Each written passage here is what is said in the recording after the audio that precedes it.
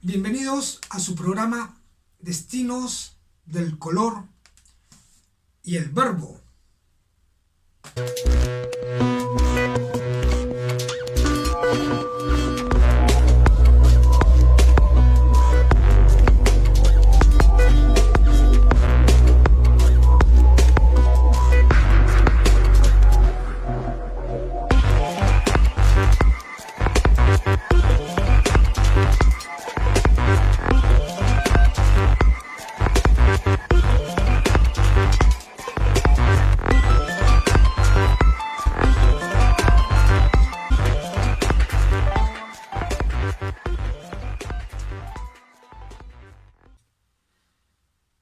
LV11, que en números romanos es 57. El soneto 57. Mienten los que dijeron que yo perdí la luna, los que profetizaron mi porvenir de arena, aseveraron tantas cosas con lenguas frías, quisieron prohibir la flor del universo. Ya no cantará más el ámbar insurgente de la sirena, no tiene sino pueblo, y masticaban sus incesantes papeles, patrocinando por mi guitarra el olvido. Yo les lancé a los ojos las lanzas deslumbrantes de nuestro amor, clavando tu corazón y el mío. Yo reclamé el jazmín que dejaban tus huellas.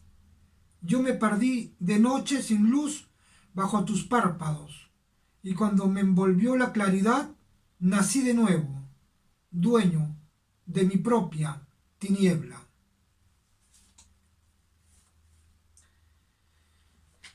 Este es el soneto 57 del libro 100 sonetos de amor de Pablo Neruda.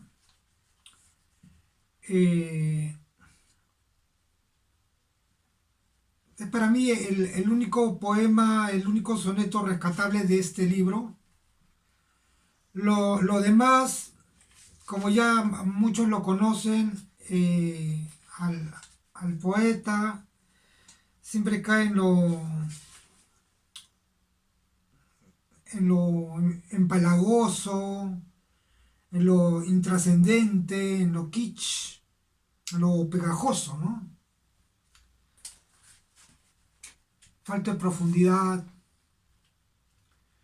En realidad, para hacer la crítica literaria, se tiene que hacer, para que haya una buena crítica literaria, tiene que ser un buen libro, ¿no? Jamás va a haber una buena crítica literaria, jamás va a haber una buena crítica literaria de una mala obra. Lo que se titule como crítica literaria sobre obras mediocres o intrascendentales, pues siempre hay otros intereses de por medio. Jamás van a ser brillantes críticas.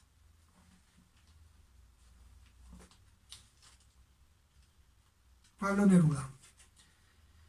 Entonces he leído su soneto 57, del cual es el único que veo que se puede rescatar de esta obra.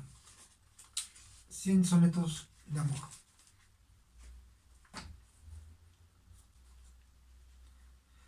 Lo que se teje alrededor de lo que llaman o titulan crítica literaria, lo que se teje alrededor de estos temas, tiene que ver mucho con lo impresentable que es la vida personal del poeta o del escritor. Entrar en temas de la chismografía, a pesar que es una línea que en todos los géneros, en todas las disciplinas, siempre vende, ¿no? Y cuando se exponen las miserias, es más atractivo la exposición, la narrativa, ¿no? En internet, en YouTube, hay un autonombrado crítico de arte, se llama García Villarán. Tiene cerca de 2 millones de suscritos, de seguidores. Y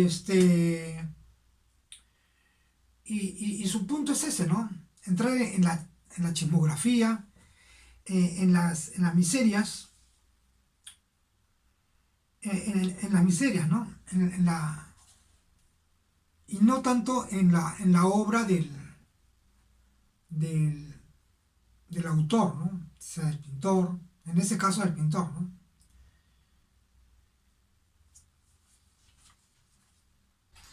Querido público, hoy voy a hablar sobre la palabra ahorrar. El verbo de ahorrar comenzó a emplearse con el significado de economizar. Esto es desde el siglo XVI. Hasta aquí nada especialmente interesante. Desde luego, pero si rastreamos su origen, podemos encontrar alguna sorpresa. El término procede de horro, voz de escaso uso, que significaba manumiso o liberto, y que se aplica por tanto a a la persona que, habiendo sido esclava, alcanza la libertad. Y si seguimos tirando el hilo, llegaremos al árabe andalusí, ur, derivado a su vez del árabe clásico ur, o sea, libre. Ahora bien, ¿qué relación semántica, o sea, de significado, puede existir entre ahorrar y estas voces? Pues muchas, si atendemos a criterios históricos, puesto que el verbo ahorrar se introdujo en el castellano desde el siglo XIII, con el significado de dar libertad al esclavo o prisionero. Y esta acepción, por sorprendente que pueda parecer, está todavía presente en el diccionario académico. En su evolución posterior se utilizó en el sentido de liberarse de trabajos o gastos, otro de impuestos, o solo después asumió sus significados hoy más extendidos. Bien, mientras que en su aparición en 1726, en el diccionario de la Real Academia Española, diccionario de autoridades, en ese año leeré, ya se registran las acepciones principales de ahorrar, entre comillas, dar libertad al esclavo, excusar algo de lo que se había de gastar reservándolo, y excusar alguna parte del trabajo que se había de poner en acción, o todo él. Y respecto a las citas literarias, quisiera mencionar al escritor Ernesto Sábato en su libro Abdalón, el exterminador, de 1974, donde dice en este reglón, que lo tengo señalado: y verás lo que habrías podido ahorrar y lo que aún puedes ahorrar en el futuro.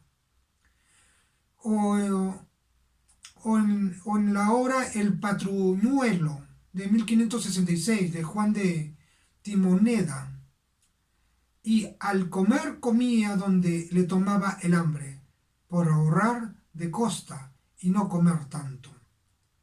Estas son las dos citas que he encontrado sobre la palabra sobre el uso de la palabra ahorrar.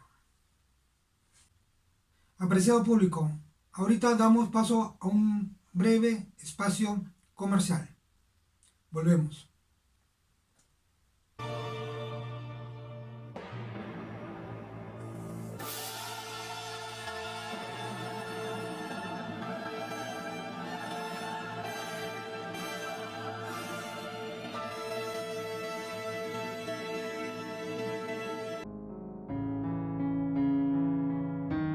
Querido público, Hoy es un programa especial y vamos a continuar con una palabra más, alarma. La voz alarma, aviso o señal que advierte de la proximidad de un peligro e inquietud motivada, se documenta en español a principios del siglo XVI y proviene del italiano alarme, derivado del grito de guerra al are, o sea, a las armas. Al parecer fue incorporado por el ejército español en las campañas de Italia, convertida por entonces en escenarios de la lucha por la hegemonía europea entre Francia y España, donde era costumbre emplearlos entre los centinelas de las fortalezas o plazas fuertes para alertar de la inmediatez de un ataque y conminar a los soldados a tomar las armas, ¿no? Respecto a esto, no sería la única voz militar incorporada del italiano de esa centuria. Véase, por ejemplo, coronel o estratagema, ¿no? El término alerta, ¿no? Por ejemplo, siguió un camino también paralelo, ¿no? Del cual proviene de la expresión alerta, con la que se instaba a los soldados a levantarse y ponerse en guardia ante un ataque. Esta deriva del sustantivo erta, que a su vez proviene del verbo latino, ¿no? Eringe, ¿no? Que es levantar. En el diccionario de autoridades, ya en 1726 apareció la palabra. Leeré a continuación. Y la primera parte de su definición resulta clarificadora acerca de su uso y evolución. Modo de hablar con que se incita a tomar las armas, que casi se ha hecho ya sustantivo. En la edición de 1770 se define ya como sustantivo aparentemente sin mucho tino, el repentino e improviso acometimiento sobre el enemigo. Pero se corrige en 1803, abro comillas, aviso o señal para el repentino e improviso acometimiento sobre el enemigo, cierro comillas. En sucesivas ediciones se irán incorporando significados derivados, aunque la acepción mecanismo para avisar de algo se haría esperar hasta 1992. Referente a las citas literarias, acá tengo señalado a dos del libro Anales de la Corona de Aragón, bastante antiguo, 1562, el escritor Jerónimo Zurita, ¿no? Dice lo siguiente: y dos escuderos que hacían la vela dieron alarma, y todo el ejército se puso en orden. O en el libro Los Abismos de 1913, del autor Felipe Trigo, abro comillas, la modista, que por el tono cortés en que le había sido formulada la pregunta, no pudo sufrir ninguna alarma, dirigió tranquilas su mano y su mirada hacia el papel. Muy bien, querido público, damos paso a una breve pausa comercial. Volvemos.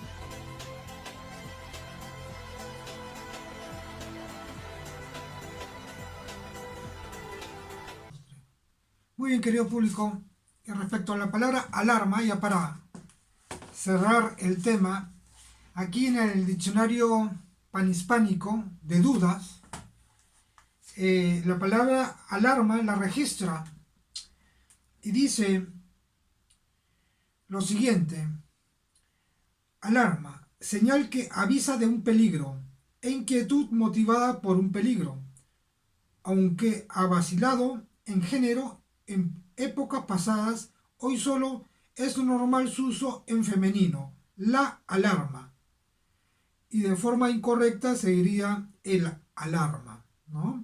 La forma correcta de decir es la alarma. Muy bien, entonces eso respecto a la palabra alarma. Ahora vamos a pasar con la palabra alma.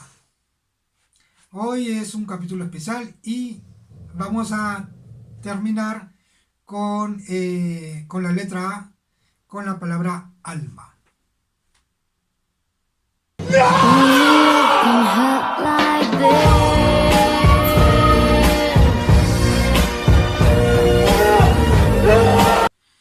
Y de acuerdo a los textos milenarios de la literatura védica, ahorita hago un pequeño adelanto sobre esta palabra alarma, en que para comenzar, alma, que para comenzar el alma no puede doler, ¿no? Como dicen esa expresión subjetiva, poética o filosófica de ese breve espacio publicitario que acabamos de ver. Me duele el alma, ¿no? En todo caso es una metáfora, ¿no? De acuerdo a los escritos védicos, el alma no puede doler, ¿no? Ni puede ser herida o dañada, ¿no? Lo que se daña o se hiere o se falta es al cuerpo o al ego, ¿no? ¿No? A las sensaciones, a los sentimientos. Pero lo que es exactamente alma, no, no. Incluso perdón, el mayor racionalista famoso, René Descartes, sostenía que el opus anime era el lugar del alma, ¿no? El que era tan racionalista tuvo esa epifanía de al menos tener esa iluminación en considerar de que el alma está en una parte del cuerpo, ¿no? En lo que hoy conocemos como la glándula pineal. Ahí, ¿no? Fue un punto en el cual el escritor acertó, ¿no? Y reconoció de que sobre la existencia, ¿no? Del alma.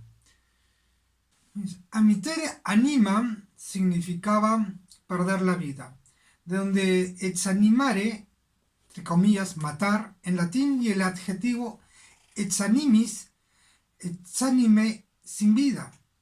Hay que recordar que enos en griego es viento, de donde el anemómetro que mide la intensidad del viento, recordamos asimismo que de expirare es soplar, viene el espíritu. Entonces la palabra alma viene en efecto del latín anima, con la evolución fonética ¿no? que hemos indicado.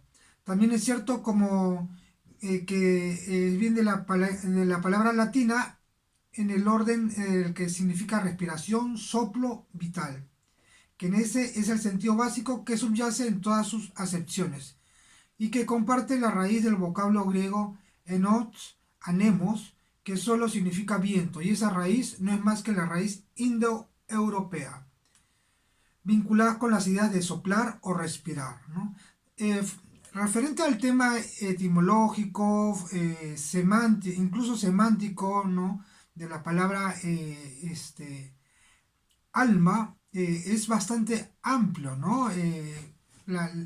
La etimología, hay varias, eh, hay varias teorías y su aparición está en distintas, eh, en distintas culturas, ¿no? Incluso en la rusa. Eh, Esta palabra la iremos desarrollando en lo que van los episodios, poco a poco. Eh, la palabra es bastante usada, sea en narrativa y en poesía, ¿no? Es bastante amplio, ¿no? Por lo tanto, seguiremos desarrollando la palabra en los siguientes episodios. Será un motivo para que no continúen con la audiencia y se enganchen de esta manera. En que muy pronto les seguiré desarrollando la palabra alma.